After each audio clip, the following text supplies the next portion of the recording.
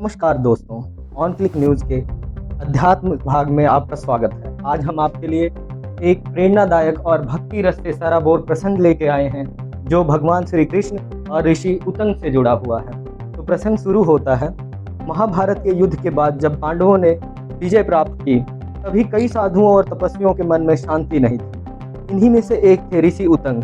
इनकी कहानी हमें सिखाती है कि सत्य के लिए अडिग रहना सबसे बड़ा धर्म है। उतंग ऋषि एक महायोगी थे। वे तपस्या में इतने लीन रहते कि युद्ध की खबर तक उन्हें देरी से मिली। जब उन्होंने सुना कि कृष्ण की उपस्थिति में इतना बड़ा युद्ध हुआ और लाखों लोग मारे गए, तो उनका हृदय व्याकुल हो उठा।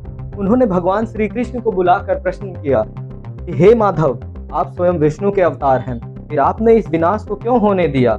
भगवान श्री कृष्ण ने शांत स्वर में कहा, ऋषिवर, मैं धर्म की रक्षा के लिए अवतरित हुआ था। कर्मों का अहंकार और अन्याय इतना बढ़ चुका था कि उन्हें उनके कर्मों का फल भोगना ही था। मैंने केवल समय को दिशा दी। लेकिन उतंग ऋषि का हृदय फिर भी विचलित था।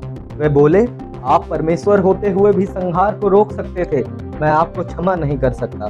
भगवान श्री कृष्ण ने मुस्कुराकर कहा, ऋषिवर, आपका क्रोध उचित है। यदि आप मुझ पर रुष्ट हैं तो मैं आपको एक वरदान देता हूँ, जिसे चाहो मुझसे मांग लीजिए। उतंग ने कहा, मुझे बस इतना वर दीजिए कि जब भी मैं प्यासा रहूं, मुझे जल की प्राप्ति हो।